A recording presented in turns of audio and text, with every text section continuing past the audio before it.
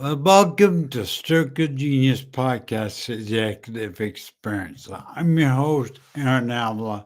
I'm also 13 years post-brain aneurysm stroke. I got an amazing guest for you today, Lynell Green. I mean, just amazing. We're going to talk about the CEO mindset.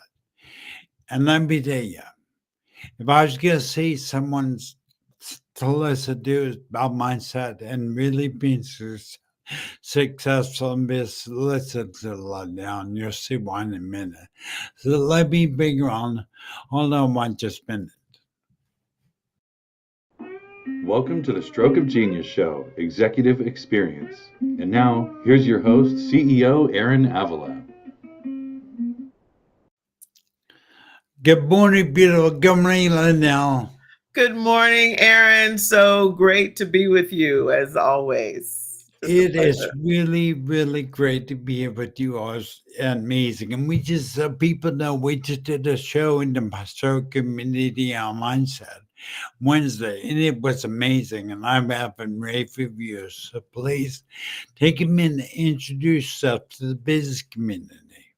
Great. Wonderful. Well, first of all, I want to say, Aaron, I am the CEO of my company and I've had this amazing business journey. But one of the things that has been present through the whole journey is the fact that I never stopped caring for people and never stopped caring for my community and never stopped, like, never got too busy for my family. Or I should say, once I saw that I corrected it quickly. So I want to lay that foundation because sometimes we can get fascinated with the professional accolades of somebody, and really, if they don't care about other human beings, then it's really nothing to be impressed about. Sorry. True, just true. just that. So my background, Aaron, as you know, is in accounting and finance. That's what my bachelor's degree was, in accounting, business admin and accounting, and then I went on to become a CPA and work for an international CPA firm. And from there, I was a treasurer of a public company. I was a manager of the tax department for a public company. I've had my own CPA firm, and I've done consulting in various industries, and various types of businesses, literally around the world. And then I also have been coaching and leading leadership courses for now close to 15 years because I love watching people grow and develop. I love the privilege of being in the lives of the people I coach, and also the organizations that I work with. Some of my clients now include Facebook and Instagram and WhatsApp and Netflix and Microsoft. I have executives that I coach in those organizations, and every week I'm in at least 5 countries.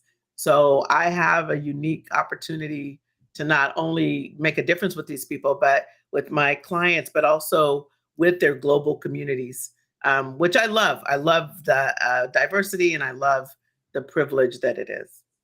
You know, there was something, Lynell, there's nothing more exciting than being loving what you do, and your passion, your excitement come through the camera. You know me, I think your energy is Mhm. amazing, and I think what I see you doing out there in the world is just amazing, too, and you care. Yeah. It's about you see people as people, as individuals, not as just a corporate number or just a figure or something like that. You Right. actually care, and that means that it comes on your work. Thank you for doing that. Oh, privilege, privilege, absolute privilege. Yeah. All right. Well, let's get right into it. I get my questions. I got some questions for you. I put up. I really want to know let's jump right into it because first of all, I want to know what is you think is critical for a CEO to be successful in this life. What is critical attribute of that CEO? Yeah, so that's great. So one of the things, as we know, Aaron, if you're the CEO of an organization, you're responsible for everything and everybody, right? And so the product, the service, the people that are helping you provide that product or service. And I think to be effective as a CEO, you have to be interested and committed to developing the company on various levels. So of course, the obvious levels are you have competitors, you have to make money, you have to watch your cash flow, you have to do what it takes to keep that company alive. One of the things that I say is, as a CEO, you actually now are the caregiver of a baby many times, especially if you're the founder, you're birthing that baby. If it's a more mature company, you have to do what's necessary to keep that particular organization growing and healthy. And that's your first job as the CEO, because if you let the company fail, then there's nothing for you to be the CEO of. But if you don't honor the people that are helping you get that done, and they're just numbers on a spreadsheet, then maybe you'll still survive. There's many companies that still survive with that attitude. But I can tell you that because I coach people at all different levels of an organization, the quality of the work that you get from people is so distinct when they know that you care, when they know that you actually are interested in their career path and their growth and development. Now, you can't sacrifice that concern for the health of the company. I understand that. You're running out of money and you have to have layoffs. I understand that those things happen. But fundamentally, you want to honor the company and honor the people that are helping that company run. I think then all of the other steps, managing risk, managing competition, managing global challenges, managing technology and the speed in which it moves, managing risk, making sure you're doing the healthiest things that you can for the company are all fundamental. But I think at the end of the day, honoring the company and its mission and vision and honoring the people that are helping you fulfill on that are the critical foundation. That is so refreshing to hear because so many, and I work for several as a general manager company where the owner's house is numbers, not as people. And every extremely successful person and entrepreneur and CEO cares about their people. It's like a big family, and it's amazing they care about the employee. There are many that are the big corporate talk he had, and you're right, they don't get the performance of the people. That's right. They can watch a clock. They don't do the work. But so it's great to hear you say that you come about caring place. Well, and I also think that, especially when you get to like the director level and the VP level, most of my clients work for large organizations. So they're not connected to the fact that when they decide that they want to lead in a particular direction or launch a particular product, the people that are going to be doing the programming and actually doing the launching are maybe 5 layers away from where they are. So they're at the microphone saying, we're going north. This is our true north. And the people that are going to be actually making sure that happens they may never even meet. So to create a culture where everybody knows that where their role is, because that's when we talk about the CEO mindset, part of that is making sure everybody understands, not just the CEO. Like if I'm one of the people that's, carrying the boxes into the warehouse, do I understand how important I am in the whole picture? And have you as a CEO made sure that I'm clear that me carrying those boxes in and out of the warehouse is actually making a difference for these families around the world, for the clients that we have around the world? Is that appreciation and acknowledgement flowing all the way down to me? And I think that's where the CEO, the ones that are great, have that aptitude that I need to make sure everybody, whether it's 5 people, 500, 5,000, 50,000, 500,000 people that I'm accountable for as a CEO, that I make sure everybody understands their role and that their role is critical. And like I said, sometimes CEOs have to make tough calls. I understand that, but I think there's a whole nother level of acceptance. If I'm the guy carrying the stuff from the warehouse to the truck and back and forth, but I know you care about me. And then the day comes when we're like, you know what? We have to lay off 10% of the employees. But what we're going to do is make sure we've given you a couple months severance. We're going to make sure you have medical for a little bit longer than maybe we have to. And we're going to actually do our best to have a system that we can help you find another job. We're going to have a committee that can work with you. There's a way to do it even if it's a layoff, in a way that you still show that you care, that you had to make an unfortunate decision, but you still show that you care. And then there are times that you have to pivot as a CEO, that what you were doing, especially in technology, we all think about Blockbuster back in the day, right? Where we were go get our VH tapes and bring them back, and then it was a CD and bring it back. And then, as we know, they're gone, and they're gone. Many times we talk about technology is why they're gone, because they didn't evolve. But the other reason they're gone is because they didn't manage their money well, because they thought it was going to keep coming in forever. So they had to file bankruptcy. But more importantly, there were people in their organization, as they dig deeper, that were waving the flag like, look, this is going to be obsolete. Like, eventually we need to have another plan. But because they were making so much money, they weren't listening. So that's the other component. If you have connections with everyone in the organization, there are people that are on the front line that actually can see that, wait a minute, if we do this another way, this other way is more efficient. And sometimes you have to be willing to, I say, get in the elevator and go down to the basement, go to the manufacturing floor, and actually find out what's going on. And actually, a lot of gold is with the people that actually have their hands on the work.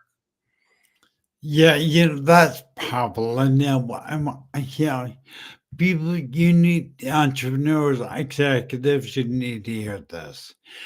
The connection between you and your employees. That it's like a family, so to speak. That guy carrying the boxes is just as important as the ladies or the man that's cleaning the toilets. That's Doesn't right. matter.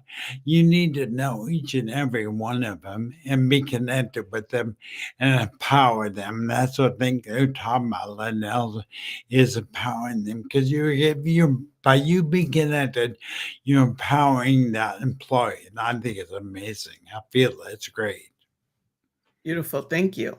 Now, curious now, we only got 30 minutes together. Roger done 15, but please explain what a CEO mindset is. What is it exactly? Beautiful. So some of it is what I just was speaking to, Aaron, but I think beyond the CEO, if everybody in the organization was encouraged to have what I call the CEO mindset. So not just the CEO, but let's say I am the person carrying boxes in and out of the organization. Has my manager taken the time to say, look, okay, we're working for an organization. These are our major competitors. This is why we do the things that we do the way that we do them. This is where we see you have an opportunity to grow and develop, so that the person carrying the boxes has a future there if they choose to. If you impart the CEO mindset in all the different layers of the organization, then people have a different level of ownership. Like, I know how I fit in here. So yes, I have a CEO, but if I embrace a CEO mindset, then I'm understanding the corporate strategy. I'm understanding the values. I actually am embracing the mission and the vision. So even if I'm carrying boxes, if the time is taken to make sure that all of that is also understood, and I think sometimes people in the C-suite misunderstand, and they think the people that are carrying the boxes, well, like it's above their pay grade.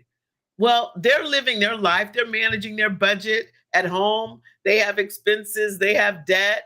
Many of them have children, families they're managing. They understand what it's like to manage on that scale. If you embrace their intelligence, they can actually understand like what the company's doing. It's not too complicated. You have to break it down in a way that every layer can understand it. Then you're bringing the CEO mindset to everybody. And you're also honoring their intelligence, honoring their commitment. Now, there'll be some people that are like, I just want to do my job. I want to come in, go out. Fine.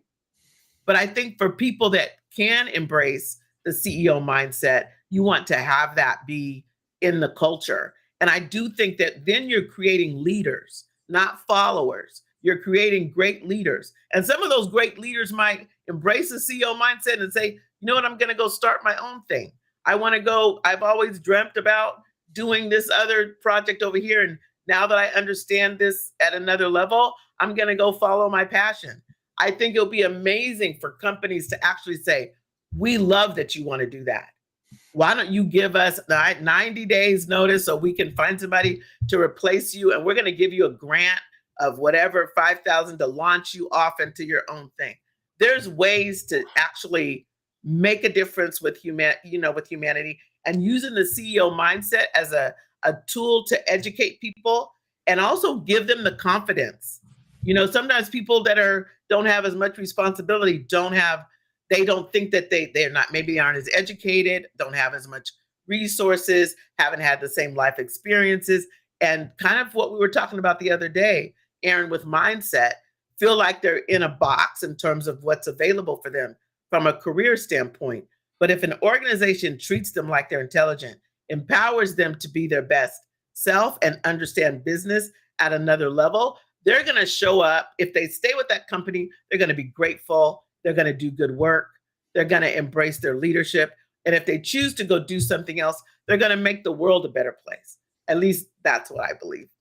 Wow, that that was powerful. I suggest everybody go through that and re-listen to that because there's a lot in there. But to hear you speak like that, and me as a younger CEO, but I get money, money, I got money, but now reality. Put the money last. Put the people first, like you just said, and the money will follow. It will follow. And I think it's amazing. If I wish every company, because I wasn't always a CEO, it took a brain aneurysm and stroke for me to become a true CEO. I did own my own smaller company for about 12 years before my stroke.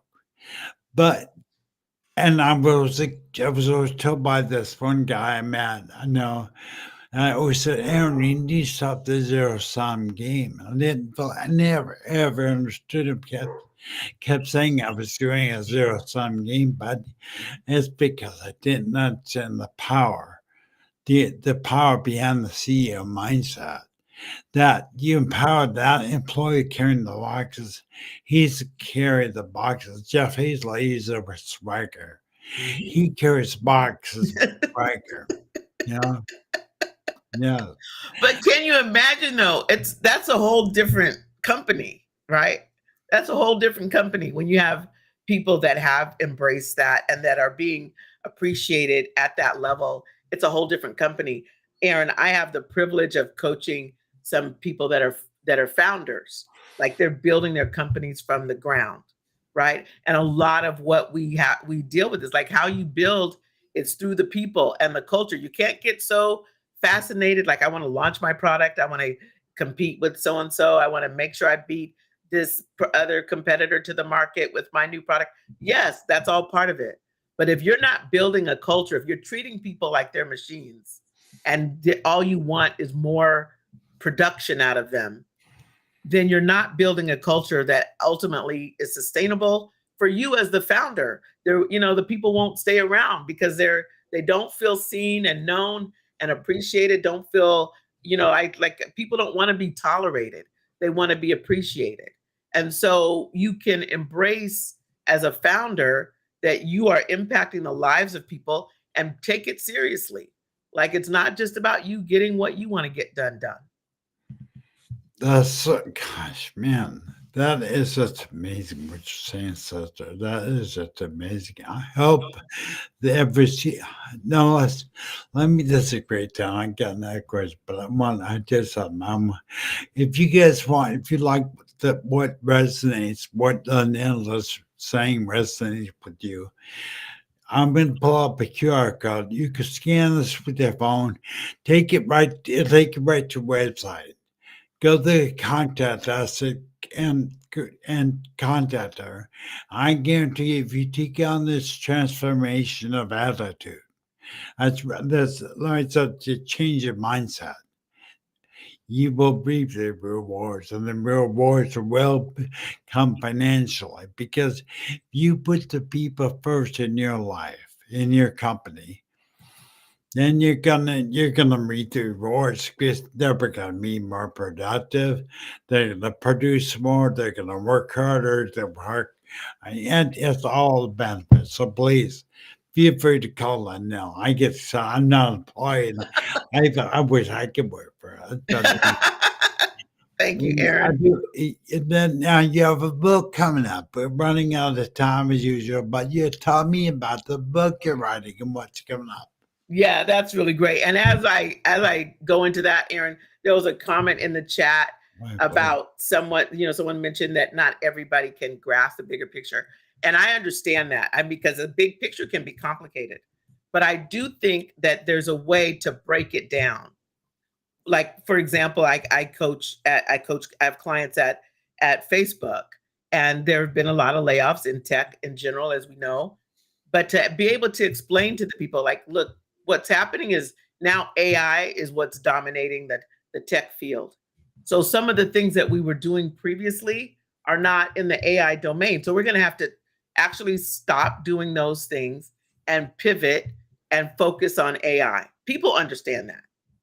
They may not like it because it may mean their job is no longer needed, but they can understand it. And then if you say, I'm going to give you 4 months severance, which by the way is what Facebook has done, like you're going to get 4 months and then you're going to get 2 weeks severance for every year you've been here. So some people, even though they got laid off, they walk away with 1 year worth of salary. So even though it may not look kind from the outside, I think they did a good job of making sure people have a soft landing, right? And they also have teams of people that you can contact to help get you the next job. So that's just a pin on, there's a way to do it, right? And the big picture may not be all the details of the global impact, but it can be why my job is impacted and understanding where I fit in the big picture. That can be done. But my book, I'm excited about my book, Aaron. And it's the working title. I call it working title. I think it's going to be the final title, is Visionary Discipline: Mastering the Art of Getting Out of Your Own Way. And it really does tie into the CEO mindset on some level, because I find that if we aren't doing something, moving our dream forward, clear about our vision, we are normally the thing that's stopping us. Even if we're blaming, oh, we don't have money, we don't have this, we don't have that. At the end of the day, mastering the art of getting out of your own way is the way you have your dreams come true. Okay, wait, I can say one thing, one word. Boom. Please. That was amazing. Listen to people. That resonated with me big time. I'm in my way. Are you in your own way of success? Elaborate just a little bit more now. What does it mean getting in your own way as a CEO? Beautiful. Well, even if you're sitting on the couch and you have a vision for something, and you are still sitting on the couch, or you might be sitting in front of your computer doing one more spreadsheet, trying to find the perfect way to do whatever the thing is you want to do. That could be the analysis to paralysis. Is one of the critical components of how people get in their own way. They want something to be perfect before they launch, as opposed to get it as good as you can get it and then launch. Because once you launch, you're going to find that you need to tweak it. There's more things that you need to learn. Some of those things you won't learn until you're doing it. We all ride bikes or have ridden a bike, right? We know that you can read a book about riding a bike. You can watch other people ride a bike, but until you get your own happy self on that bike and understand how to balance, it doesn't matter how much studying you do, right? So one of the critical components I could go through, there's a long list of things that we do to get in our own way, but waiting for things to be perfect and not being honest with ourselves that we're afraid. Many times people are just afraid to fail and sometimes afraid to succeed. But whatever the source of that fear is, go anyway. That is what courage is. Go anyway. Yes, I'm afraid. I'm going to go anyway. Oh, Yes, yeah, I'm afraid of failing. I'm going to go anyway. I'm afraid of succeeding. I'm going to go anyway. I'm afraid people won't understand or won't want it or won't like it. Go anyway. But your energy is just amazing off the hook. I think that's really, I want to bring it back. I must say, fear as a CEO, it is common. That's happened. That's right. And courage is the answer. You feel the fear, you feel it, but you go anyway. So, Lynell, we're getting down the answer. I could ask you, hi, if somebody wants to get a hold of you or do business with you, or call you in because I am assuming you have a consult and see if you're fit for them. How did they get a hold of you? Well, my email address is Lynell at lynellsplace.com, which I have right there with my name. Or you can actually go to my Instagram or my TikTok or my LinkedIn. And LinkedIn is probably the best place to get me. The other two are just where I get to chat with people about whatever's on my mind. And it is, they look you up a link on that as a Nell Green. There's a middle name somewhere. Renee, Lynell Renee Green. That's right. But Because there was another Lynell Green, so we had to put my middle name in there. Mhm. Okay, so I'm telling you, people, if you want to have a transformative experience in your company, now, I don't care if you're a smaller startup or a big corporation, call Lynell, Stro TV Media endorser fully. And I think I could put my trust and my honesty in her hands and know she's going to take care of you. So definitely get over. Lynell, I cannot tell you once again, it's been amazing having you on my podcast. Thank you so much. Is there a final word you want to say within anything? Well, Aaron, I always love being with you.